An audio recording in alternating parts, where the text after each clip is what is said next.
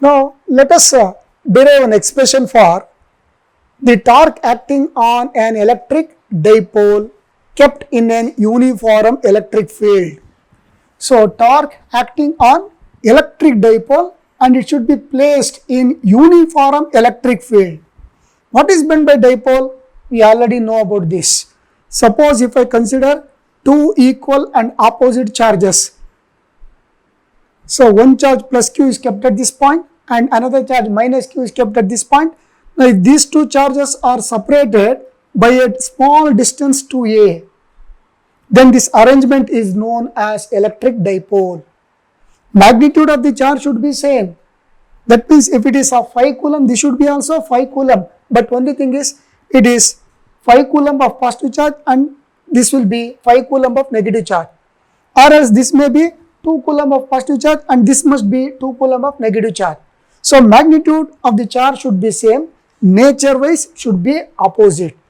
Kept separated by a very small distance to a, that means distance of separation between the two charges is 2a. This is nothing but electric dipole. And we also know about the dipole moment in this case. What is the dipole moment? Dipole moment represented by small p is given by product of magnitude of either charge. You take the magnitude of any one of the charge because both the charge has same magnitude. So q multiplied by distance of separation between the two charges. What is the distance of separation between the two charges? 2a. So this is nothing but dipole moment, which is a vector quantity. And what is the direction of dipole moment? Direction of dipole moment is from negative charge to positive charge. This already we studied. Now let us keep one such dipole in an uniform electric field. I consider uniform electric field. How do you represent uniform electric field? By means of parallel electric line of force. We know that if electric field is uniform, then it should be represented by means of parallel electric line of force. For non-uniform, it may be curved or it may be radial. I keep a dipole here in this. This is minus q and this is plus q. Okay. Now what is the distance of separation between these two? It is 2a. And what is the direction of dipole moment? The direction of dipole moment is from negative charge to positive charge. That means this is the direction of dipole moment, which is nothing but p, which is a vector quantity. Now what happens? This is uniform electric field E. On each of the charge, some force acts. Look here. If I keep the dipole all along the direction of electric field, then what would be the angle between the direction of dipole moment and the electric field? It will be 0. But now what I am doing, instead of keeping the dipole parallel to electric field, I am keeping the dipole inclined to the electric field by a certain angle theta. So let theta be the angle between the direction of dipole moment, which is from minus q to plus q, and the direction of electric field. So between E and P, what is the angle of inclination? It is theta. Even if you consider this angle is also equal to theta. Even this angle is also equal to theta because all are corresponding angles. Let us mark only at one point. Okay, now. So at the point A minus q is there, at the point B plus q charge is there. Now on each of the charge some force acts. We know that whenever a charge is kept in an electric field, it experiences some force. So instead of keeping, just I have rotated the dipole like this through an angle theta.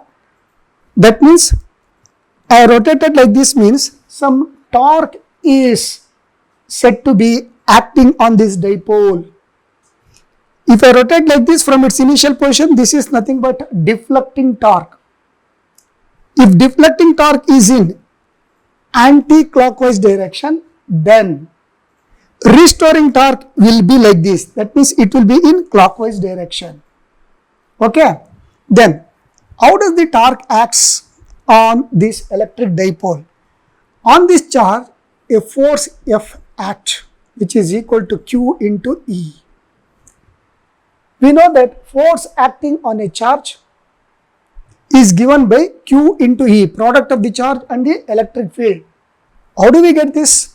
Suppose if I consider Q is the charge and if E is the electric field at this point because of this charge. Because field strength at this point due to the charge is given by force acting per unit charge. If I consider Q as the unit charge, then what is the strength of the electric field at this point due to this charge Q, which is kept at the point O, say for example, then this electric field is given by F by Q. If you cross multiply this, then F will be equal to E into Q. So that is what I have written here. So one force will act like this all along the direction of electric field, that is on positive charge. Then what about the direction of force acting on this negative charge? So the direction of force acting on this negative charge will be opposite to the electric field. So if minus Q is the charge which is kept at A, then force on this is given by F equal to Q into E. Remember, the magnitude of the force remains same. On this charge, if 2 Newton force acts, again on this charge 2 Newton of force acts. Now what is happening? On this dipole, two equal and opposite forces are acting here. That means these two forces definitely going to constitute a torque. What type of torque it is? Suppose if the deflecting torque is in the anti-clockwise direction, now because of these two forces, now restoring torque will be in this direction. Restoring torque. Initially it was kept like this. Now because of these two equal forces which is going to constitute a torque, starts rotating like this. Then what's the expression for the torque? Find it out.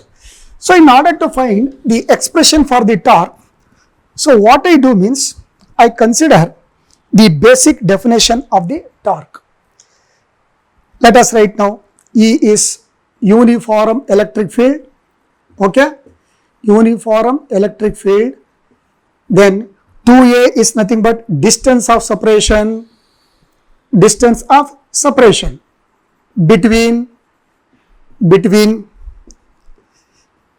plus Q and minus Q. Okay, so force acting on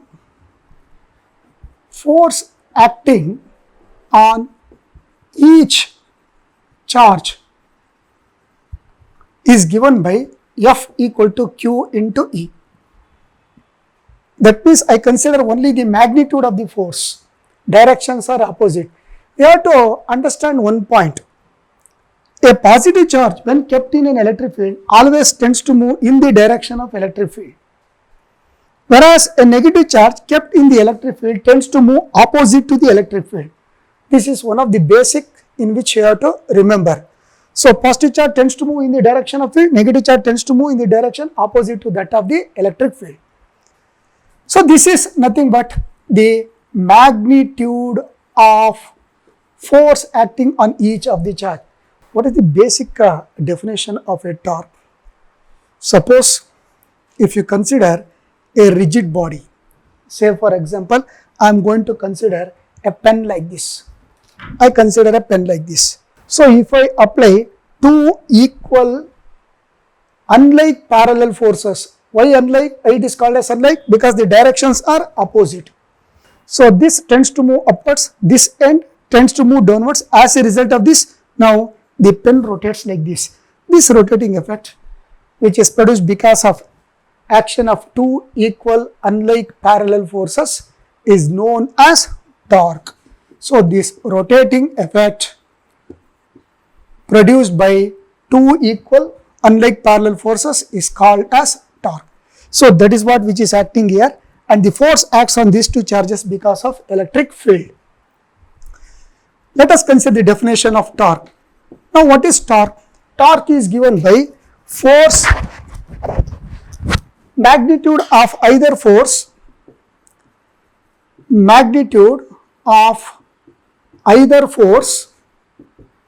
into perpendicular direction between the forces. Okay. Now, what is the magnitude of either force? It is nothing but F. On each of the charge, F is the force acting. Then, what about perpendicular distance? Perpendicular distance means between the forces. This is one force. This is another force. So, if I just draw one line like this, and again if I join this, look here, this is the line of action of this force. This is the line of action of this force. What I have done here, simply I extended the line of action of force in the backward direction for the mathematical reason. So, this is nothing but perpendicular in which I have drawn. Okay. Let us call this point as C. That means BC forms the perpendicular between this force and this force. So, what is the perpendicular distance between the two forces now? It is BC. Now, you substitute for F. What is F? F equal to Q into E into what is BC? Perpendicular distance. How do you find that? See, we can find the value of BC by making use of a triangle. So, I am going to consider this triangle. Suppose if I imagine one more line of force like this,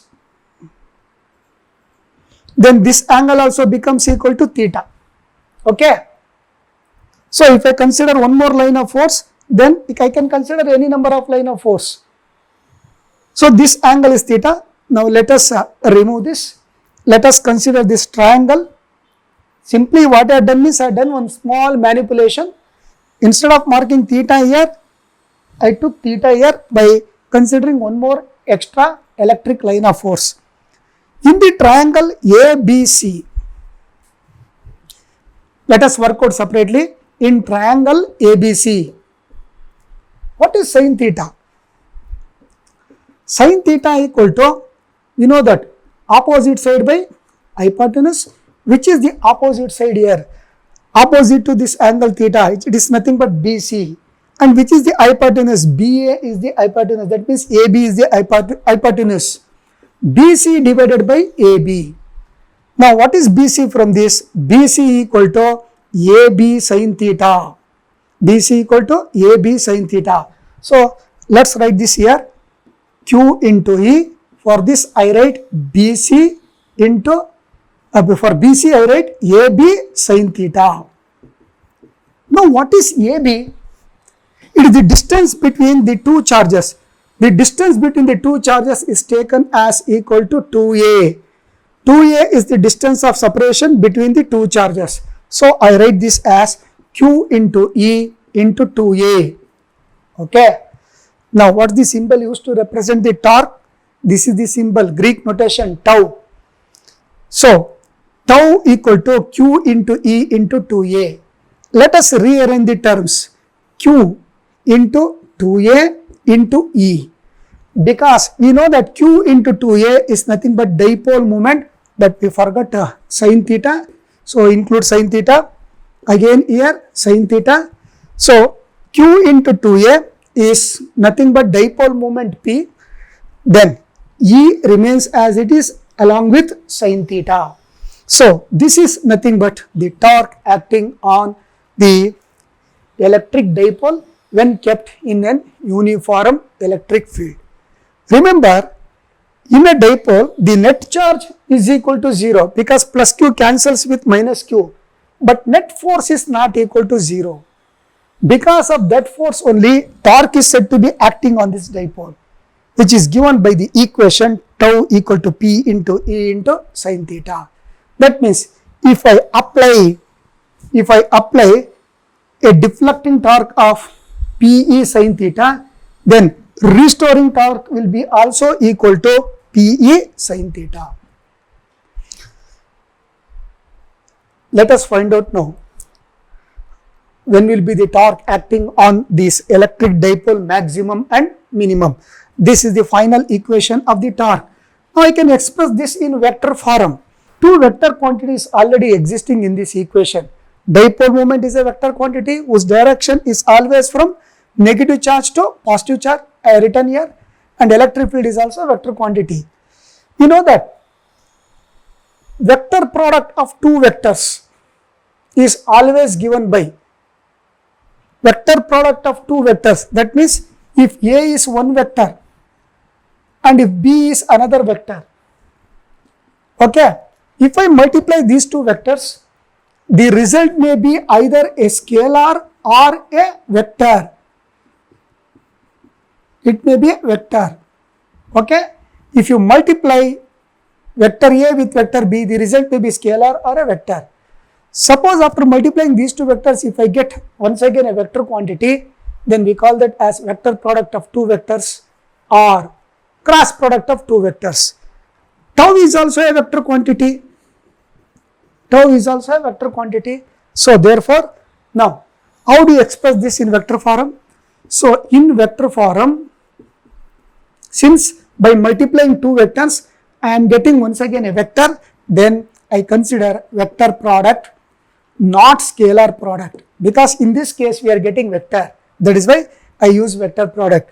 Then this is how we represent in vector form. Put arrow at the top so that it becomes a vector quantity which is equal to, now I can write this in the form like this, P cross E, because P cross E is also nothing but P into E into sin theta.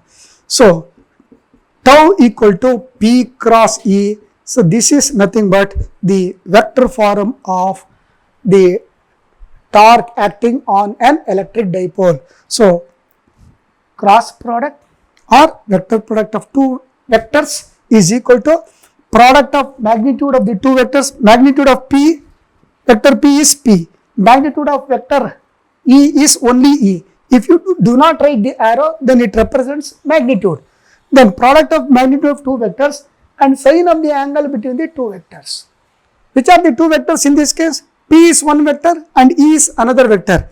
P and E, torque is maximum when and minimum when. Suppose if I can consider these as special cases,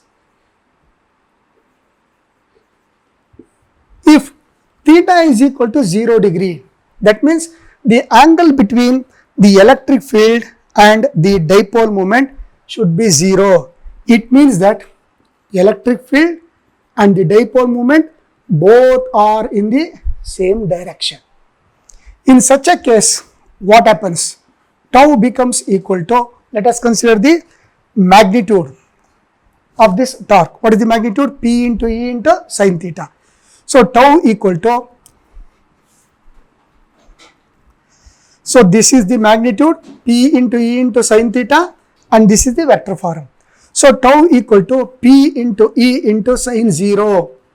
Okay, that means it is equal to 0 because sin 0 is nothing but this implies 0. 0 multiplied by P into E is 0. That means torque is minimum, means 0. Completely 0 mathematically. This is one case. Let us consider another case. If theta is equal to 90 degree. That means in this case, if electric field is like this, then dipole moment will be like this. That means here negative charge will be there and here positive charge will be there. Whereas in this case, here negative charge is there and somewhere here I can imagine positive charge. The direction of dipole moment is from negative to positive. Here also it is from negative to positive. What the angle between P and E? In this case theta, theta is equal to 90 degree. Whereas in this case theta is equal to 0 degree because both P and E are parallel. Here P and E are perpendicular to each other. So if theta is equal to 90 degree, then what happens to this torque equation? Tau equal to P into E into sin 90 degree. So this implies sin 90 is equal to 1. So this becomes P into E. So this is the torque acting on the electric dipole when theta is equal to 0 degree and when theta is equal to 90 degree. So this means tau equal to P into E, this torque is said to be maximum. So when the dipole is all along the direction of electric field, the torque acting on it is 0. If the dipole makes or if the dipole rotates making an angle of 90 degree with electric field, the dipole axis or the dipole moment direction makes an angle of 90 degree with the electric field, then the torque becomes maximum. We know that torque is also vector quantity. Then how do you find the direction of the torque? See, the direction of the torque can be determined by making use of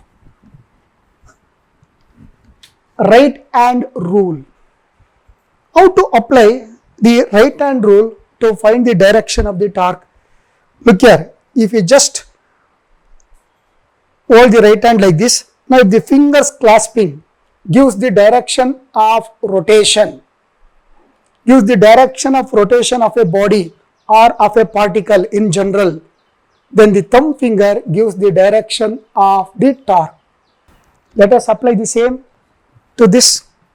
Look here, how is the dipole rotating? The dipole is rotating in clockwise direction. Now, same right hand I hold like this in order to match with this figure, because this figure is written on the vertical plane like board. So, fingers I clasp like this. Why should I clasp the fingers like this? Because the dipole is rotating in clockwise direction. So, fingers clasping gives the direction of the rotation of the dipole, whereas thumb finger gives the direction of torque. So, rotation direction of the dipole, thumb finger is the torque. That means in this case, the torque at perpendicular to the plane of the board or plane of the figure directed inwards. Suppose if the same dipole rotates in anti-clockwise, how?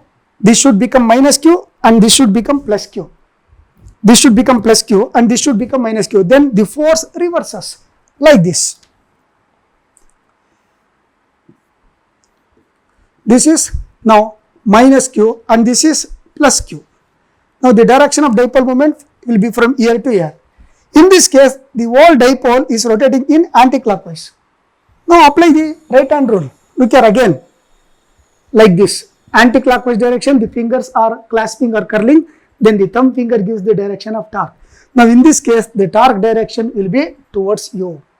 I can represent this in a simplest manner by means of a diagram like this.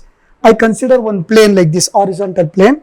Then I consider the dipole moment direction. This is nothing but the dipole moment direction P, okay, and this is nothing but the direction of electric field,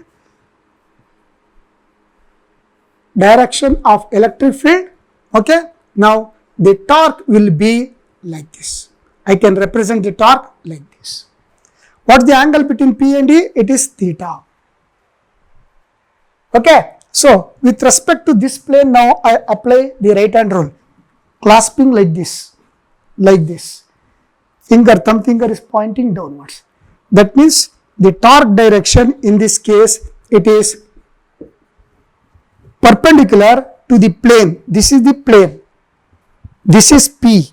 Okay, this is P and this is E. If this is P and if this is E, then the torque direction will be downwards like this. We know that most of the physical quantities are scalar. Say for example, if I consider area, volume, density, time, all these are scalar quantities.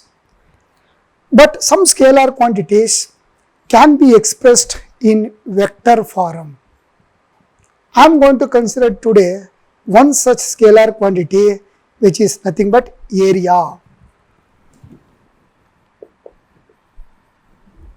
Now, I define the scalar quantity area in the form of vector known as area vector.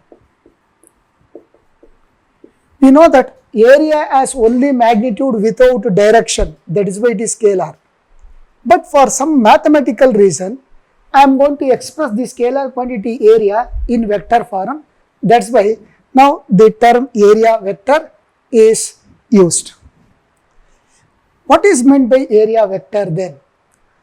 Suppose if I consider one surface like this, I have taken one horizontal surface. Let the area of the surface be equal to delta S. That means delta refers to small. This is small area in which I have considered. It should be as small as possible, but for the purpose of explanation, I have made it little bigger. I want to express this area, which is a scalar quantity, in the form of vector known as area vector. Then what is meant by area vector? It is nothing but vector. So it is a vector which represent the area of a given surface whose direction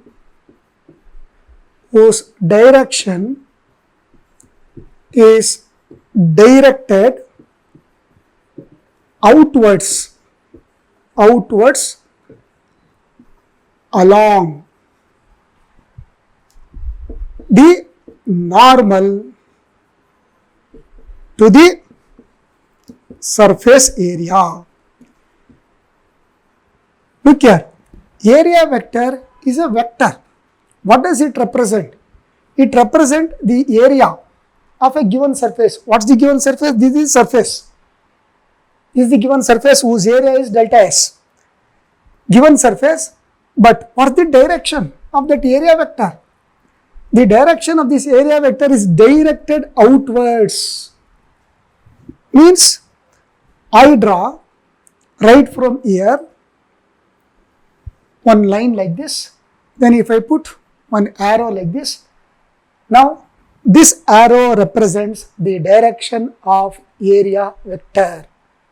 So that is why whose direction is directed outwards along the normal.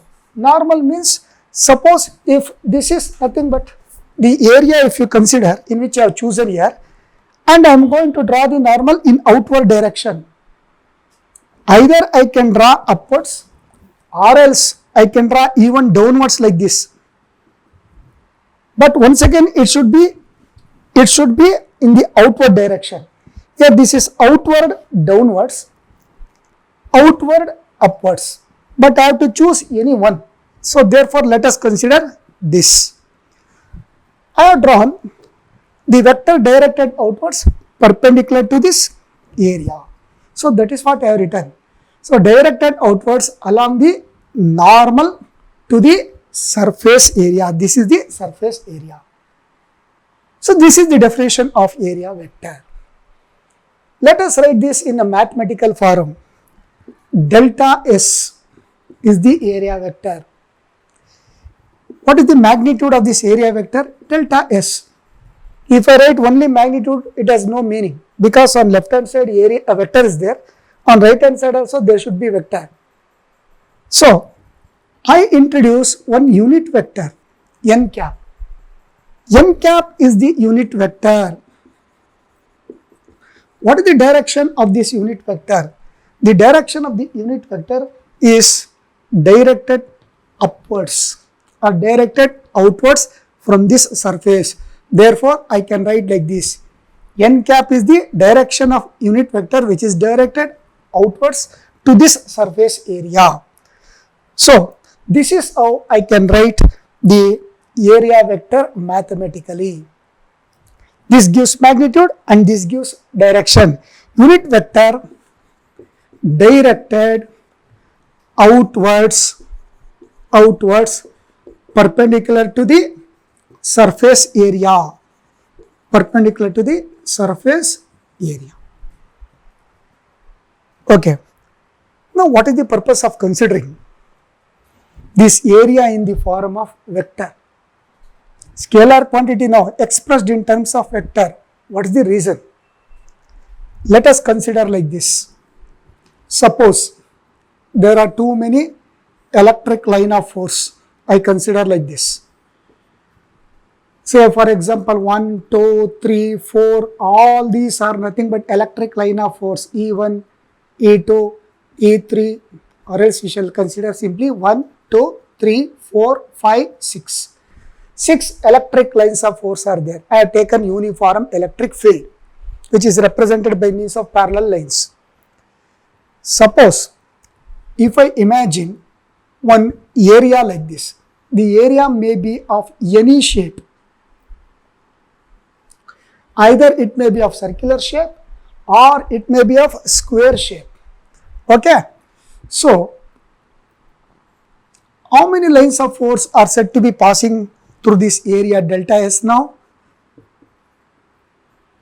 6 lines. Through this area now, 6 lines are said to be, all 6 lines are said to be passing through this area normally. Suppose if I just turn this area through some angle, let us write one more figure now. 1, 2, 3, 4, 5, 6 like this. Okay. Just I am going to turn this like this through certain angle.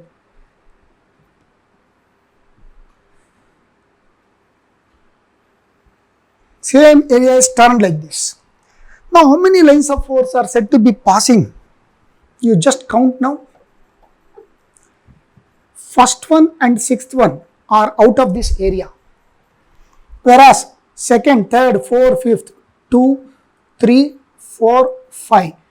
Totally only these 4 lines are said to be passing. Here 6 lines, all 6 lines are said to be passing through this area. But whereas through the same area delta S, when I just turn this through certain angle, then only 4 lines are said to be linking. Let us write one more diagram now. 1, 2, 3, 4, 5, 6. Now I am going to turn this area further like this.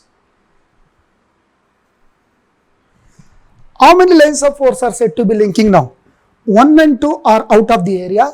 Even 6 is also out of the area. Then 3, 4, 5. Only 3 lines are said to be passing. Sorry. What does it indicates now? This indicates that as the position or orientation of the area changes, the number of lines of force passing through it will also change. But the magnitude of the area remains to be same. That means if the entire area is of 1 meter square, so that value is not going to change. Here also 1 meter square, here also 1 meter square, and even here also this area is said to be 1 meter square. This is not going to change. But the number of lines passing through it are going to change. So, whether the number of lines of force through this area are increasing or decreasing, how do we find out? We find out by means of angle through which this area is rotated. Then how do you find that angle? Angle is always determined by means of between 2 lines. Plane angle means, suppose if I consider 2 lines meeting at a point O, then the angle between these 2 lines is considered as plane angle. So, lines of force are increasing or decreasing can be found out by means of angle of rotation of the area or the orientation or position of the area. Then how do you find the angle? In order to find the angle made by this area with the field lines, I need one more line, and that line is nothing but area vector. I use that line in the form of area vector. That means here I draw one perpendicular like this. So this is delta S n cap, which represents the direction of area vector. Here n cap, which represents the direction of area vector. Here n cap, which represents the direction of area vector. Okay. So here look here, what is the angle made by area vector with the field line? 0, because area vector and the electric field are parallel to each other. So theta equal to 0 degree, therefore all 6 lines are passing. If I rotate like this, then here theta is not equal to 0. Look here, this area vector makes certain angle with the electric field line. So this is how we can find the angle of rotation or position of the area vector, which helps us to find whether the lines of force through this area are increasing or decreasing. And again here, look here, this is nothing but the angle between the electric field line and the area vector. I call this angle as theta 1, I call this angle as theta 2. Theta 1 and theta 2 are not equal, they are different. So if angle changes, lines of force also changes. So just to find that whether the physical quantity like electric field through this area remains same, increasing or decreasing, we need to specify one vector to this area, that itself is area vector. With the help of area vector, we can find the orientation and also the number of lines passing through the given area. That's the purpose of converting the scalar quantity area into vector quantity. Is very simple. A quantity increases or decreases through a given area, that can be determined by means of angle of orientation. For that, we need to specify one vector, and that itself here area vector. Okay, thank you.